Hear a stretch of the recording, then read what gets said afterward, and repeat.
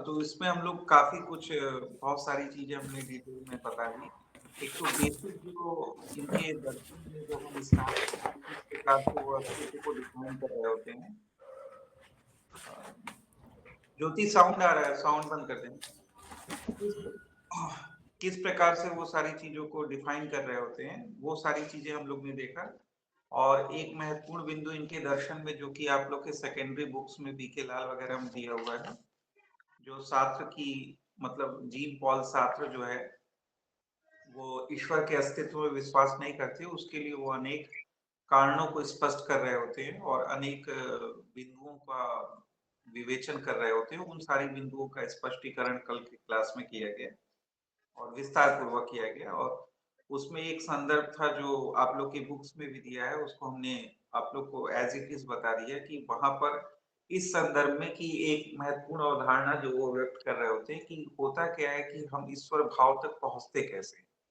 तो उन्होंने इसके विश्लेषण में बताया कि हम इस प्रकार से सोच रहे होते हैं कि जिस प्रकार हमारा अस्तित्व है और हमें अन्य अस्तित्व की चेतना हो रही होती है और दूसरे अस्तित्व हैं जिन्हें हमारे अस्तित्व की चेतना हो रही होती है, तो फिर क्या करते हैं कि हम धीरे-धीरे इससे परे उठने लगते हैं और एक हाइपोथेसिस या काल्पनिक काल्पनिक जो है दृष्टि अपनाते हैं और इस तरह से सोचने लगते हैं कि कोई एक अस्तित्व ऐसा भी है जो हमारे अस्तित्व का तो विषय नहीं बनता, लेकिन हम सभी उसके अस्तित्व के विषय। लेकिन वो कहते हैं कि इस प्रकार का जब हम हाइपोथेसिस बनाते हैं या इस तरह की कल्पना करने लगते हैं, तो हम यथार्थता से कट जाते हैं, वास्तविकता से कट जाते हैं। तो इसी संदर्भ में उन्होंने एक डिफरेंस बताया था, जिसको उन्होंने कहा मैं विषयी और विषयभूत मुझे, यानी we subject and us object. तो ये एक महत्वपूर्ण अवधारणा थी कि अपनी दृष्टि में मैं हूँ और अन्य की दृष्टि में मुझे अस, यानी मैं विषयी वी सब्जेक्ट और विषयभूत मुझे अस ऑब्जेक्ट का एक भेद होता है सामान्य तौर से।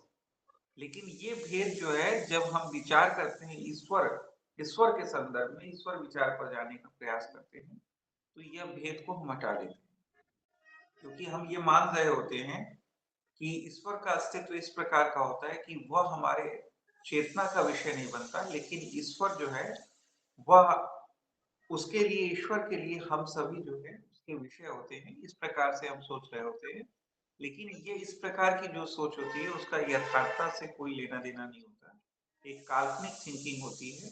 इस कारण जो ईश्वर का विचार इस प्रकार की काल्पनिक अवधारणा या काल्पनिक रचना काल्पनिक विचार से बनाया जा रहा है, वो ठीक नहीं है।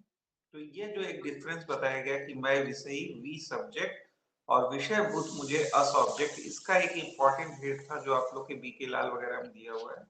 हो सकता है कि कभी आप लोग के यूजीसी नेट के एग्जाम में पूछते। इसकी सारी डिटेलिंग करने के बाद एक इम्पोर्टेंट चीज था एग्जिस्टेंस प्रेसीड्स एसेंस, अस्तित्व भाव से पहले है। तो जैसा हमने कल स्पष्ट किया था कि सामान्य रूप से ये माना जाता है कि भाव अस्तित्व से पहले। जैसे हम कहते हैं कि कोई मूर्तिकार जब किसी मूर्ति की रचना करने वाला होता है, तो हम यह सोचते हैं कि सबसे पहले मूर्तिकार उस मूर्ति के स्वरूप आकार के संदर्भ में एक भाव बनाता है और उस भाव के अनुरूप क्या करता है, मूर्ति की रचना करता है। पत्थर से जो है छेनी हथौड़े से पत्थर को उसी हिसाब से चीजों को करता है कि वो मूर्ति उस शेप में आती है, या फिर मिट्टी से उसकी रचना करता है और उस शेप में आती। तो हमें सामान्य रूप से ये दिखाई दे रहा होता है कि कोई भी अस्तित्व जो है उससे पहले भाव आता है, एसेंस आता है। लेकिन यहाँ पर एक विचार वो प्रस्तुत करते हैं जो कहते हैं कि ठीक उससे उलट होता है। जैसा कि हम लोग सोरेन किरकेगार्ड में भी पढ़े थे, वहां हम लोग ने कहा कि सामान्य तौर पे लोग समझते हैं कि जो सत्य है, जो रियलिटी है, जो सत्य है, ट्रुथ है, वो ऑब्जेक्टिव होता है। कोई ट्रुथ है तो वो सभी के लिए ट्रुथ है। लेकिन यहाँ से ठीक अपोजिट जाके सोरेन किरकेगार्ड ने एक विचार प्रस्तुत किया और उन्होंने कहा ट्रुथ इज सब्जेक्टिविटी। सत्य क्या है? आत्मीयता है, आत्मनिष्ठता है। ट्रुथ इज सब्जेक्टिविटी, इस रूप में डिफाइन किया। उन्होंने कहा कि सत्य को कभी भी अवधारणाओं के माध्यम से नहीं जान सकते, क्योंकि अवधारणाओं के आधार पे ही हमारा वैचारिक आत्म यानी आत्म की थिंकिंग फैकल्टी काम करती है। लेकिन सत्य की तो अवधारणा होती ही नहीं है। सत्य को क्या किया जाता है? जिया जाता है। सत्य को हम तब तक नहीं जान सकते जब तक वह हमें जीवंत नहीं हो जाता। तो इसकी कोई अवधारणा बनाई नहीं जा सकती। तो इस रूप में उन्होंने जो सत्य को जिया जाता है, सत्य को हम तब तक नहीं जान सकते जब तक वह हमें जीवंत नहीं हो जाता। इन सारी अवधारणाओं के आधार पर जो वक्तव्य प्रस्तुत कर रहे होते हैं, उसी विवेचना में ये सेंटेंस उनकी ये प्रसिद्ध उक्ति निकल के आती है कि ट्रुथ सब्जेक्टिविटी, सत्य क्या है? आत्मीयता है, आत्मनिष्ठा है। तो इस प्रकार का एक विचार प्रस्तुत करते हैं जो सामान्य विचारों से हटकर रहता है। उन्होंने अपनी पुस्तकों में बड़े स्पष्ट तौर पे कहा है। उन्होंने कहा है कि बड़ा अच्छा स्टेटमेंट दिया है कि सामान्य तौर पे हम क्या करते हैं कि जो चीज निश्चित होती है यानी जो चीज डेफिनिट होती है, उस डेफिनिट मार्ग को हम छोड़कर क्या करते हैं, अनडेफिनिट मार्ग पर चले जाते हैं। यानी जो चीज निश्चित है, निश्चयात्मक मार्ग को छोड़ के हम अनिश्चयात्मक मार्ग का वर्ण कर लेते हैं। तो उन्होंने स्पष्ट किया है सोरेन किरकेगार्ड ने अपनी पुस्तकों में कि निश्चयात्मकता का मार्ग क्या होता है। तो कहते हैं कि जब हम अपने हृदय के जो सरलता है, हृदय की जो सहजता है, सरलता है, जिसको कहते हैं ना कि सिंप्लिसिटी है, उन सारे आधार पर जब हम किसी निर्णय को कर रहे होते हैं, तो यह मार्ग निश्चयात्मक होता है। आप समझने की कोशिश करिए कि वो कहते हैं कि यह मार्ग निश्चयात्मक होता है, इसमें किसी भी प्रकार के शक्ति का अपव्यय नहीं होता। लेकिन हम इस निश्चयात्मक मार्ग को छोड़कर क्या करते हैं? बुद्धि लगाते हैं, ब्रेन लगाते हैं। तो बुद्धि लगाने से क्या होता है कि बुद्धि लगाने से फिर क्या होता है कि हम अवधारणाओं के माध्यम से सोचने लगते हैं, और सत्य को तो अवधारणा पकड़ ही नहीं सकती क्योंकि सत्य की कोई अवधारणा नहीं। तो इस प्रकार हम निश्चयात्मक मार्ग को छोड़कर अनिश्चयात्मक मार्ग का वर्ण कर लेते हैं और अपनी शक्ति का अपव्यय करते हैं। ठीक है?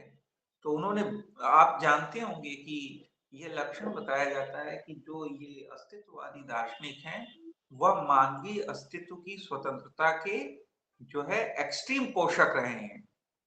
एक्सट्रीम सेंस में मानवीय स्वतंत्रता की ये समर्थक रहे हैं।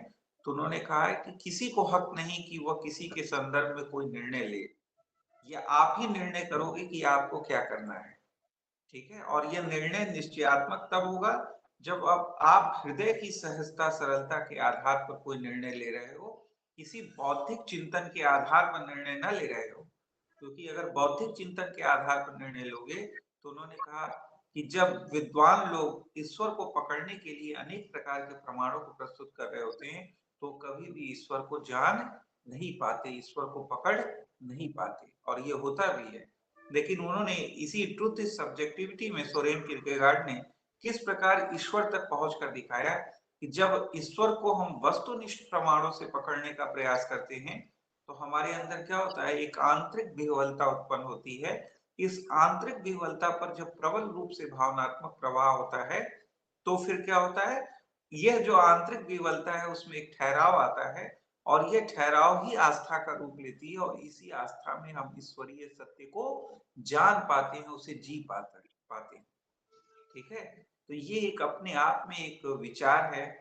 अब हो सकता है इसकी कई लोग आलोचना करें, लेकिन कभी-कभी आपको प्रतीत होता होगा कि वास्तव में आज इस तरह के विचारों की बहुत आवश्यकता है। क्योंकि आप देख रहे होंगे कि हर एक संबंध, रिलेशन जो है वो टूट रहे हैं। आपको ऐसा प्रतीत हो रहा होगा कि आज जो है पहले जैसी सहजता, सरलता। 1 मिनट, गुरुजी का फ़ोन है तो हम आप लोग से वापस लौटते हैं। ठीक है? आप लोग रहिएगा।